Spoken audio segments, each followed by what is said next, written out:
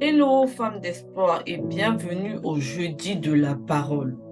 Mon message pour toi aujourd'hui, c'est que fais-tu des dons et talents que Dieu t'a donnés? Nous allons donc lire la parole dans Matthieu chapitre 25, versets 14 à 30. Il s'agit de la parabole des talents. Je lis la parole. Il en sera comme d'un homme qui partant pour un voyage appela ses serviteurs. Il leur remit ses biens et donna 5 talents à l'un, 2 à l'autre et 1 au troisième, à chacun selon sa capacité, et il partit. Aussitôt, celui qui avait reçu les 5 talents s'en alla, les fit valoir et il gagna 5 autres talents. De même, celui qui avait reçu les 2 talents en gagna 2 autres. Celui qui n'en avait reçu qu'un alla faire un creux dans la terre et cacha l'argent de son maître. Longtemps après, le maître de ses serviteurs revint et leur fit rendre compte. Celui qui avait reçu les 5 talents s'approcha et en apportant 5 autres talents, et il dit, Seigneur, tu m'as remis 5 talents, voici j'en ai gagné 5 autres. Son maître lui dit, c'est bien, bon et fidèle serviteur. Tu as été fidèle en peu de choses, je te confierai beaucoup, entre dans la joie de ton maître. Celui qui avait reçu les 2 talents s'approcha aussi et il dit, Seigneur, tu m'as remis 2 talents. Voici, j'en ai gagné 2 autres.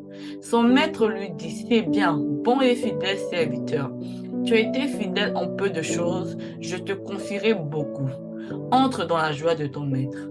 Celui qui n'avait reçu qu'un talent s'approcha ensuite et il dit, Seigneur, je savais que tu es un homme dur qui moissonne où tu n'as pas semé et qui amasse où tu n'as pas vanné. J'ai eu peur et je suis allé cacher ton talent dans la terre. Voici, prends ce qui est à toi. Son maître lui dit, Serviteur méchant et paresseux, tu savais que je moissonne où je n'ai pas semé et que j'amasse où je n'ai pas vanné. Il te fallait donc remettre mon argent au banquier et à mon retour, j'aurais retiré ce qui est à moi avec un intérêt. Ôtez-lui donc le talent et donnez-le à celui qui a les 10 talents. Car on donnera à celui qui a et il sera dans l'abondance, mais à celui qui n'en a pas, on ôtera même ce qu'il a. Et le serviteur inutile, jetez-le dans les ténèbres du dehors où il y aura des pleurs et des grincements de dents. Amen. Alors cette parabole parle de nous en tant qu'enfants de Dieu. Et elle nous dit que Dieu nous a toutes donné des talents, chacune selon sa capacité. Donc le fait de penser que toi tu n'en as pas, c'est archi faux. Amen. Mais d'abord, nous allons voir ce que c'est qu'un don ou un talent. Alors, les dons ou les talents sont des compétences ou des aptitudes innées ou acquises. Je ne parle pas ici de dons spirituels ou surnaturels comme le don de prophétie ou le don de parler en d'autres langues, etc. Mais je parle plutôt des dons naturels comme cette capacité à coudre un vêtement ou cette aptitude à danser facilement. Amen. Ce sont juste des exemples, mais ce domaine est très riche et varié. Aujourd'hui, je ne veux pas parler non plus de cette catégorie de personnes qui ne savent pas encore quels sont les dons et les talents qu'elles ont. Mais j'ai quand même envie de vous dire, mes sœurs, qu'avez-vous mis en place pour le découvrir? Parce que se cacher derrière le prétexte fallacieux de je n'en ai pas est une fuite en avant. Dieu, dans sa préscience, a voulu que pour certaines personnes, cela soit évident et pour d'autres, beaucoup moins. Alors, si tu es dans le cas de la deuxième catégorie, ta responsabilité est de trouver, même si pour cela, tu dois rebattre les oreilles de Dieu chaque jour. Bref, ce n'est pas de vous dont il est question ce soir. Aujourd'hui, je veux te parler à toi qui connais tes dons et tes talents, mais qui est assise dessus, comme on le dit en Côte d'Ivoire. Ma sœur, tu attends quoi au juste?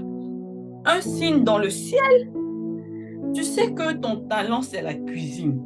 Mais tu es encore assise dans ce boulot d'auditeur en train de t'ennuyer et de te plaindre parce que tu n'es pas heureuse. En quelle langue doit-on te dire qu'il faut que tu te lances? Je ne dis pas de le faire du jour au lendemain sans sagesse. Mais le temps est arrivé que tu te lances.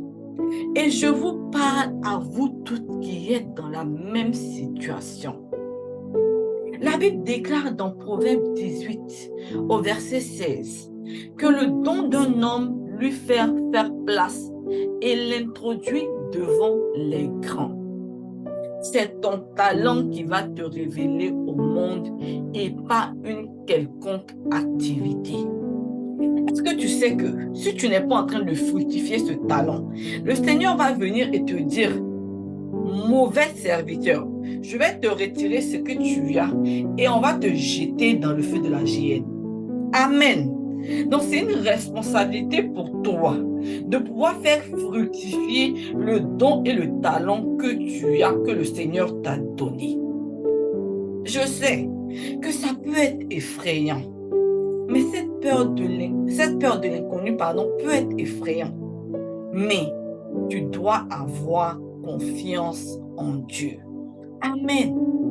Moi, quand j'ai quitté mon boulot pour me consacrer à la photographie, je n'osais pas imaginer que des personnes seraient prêtes à payer des billets d'avion et des frais de logement exorbitants juste pour mes services.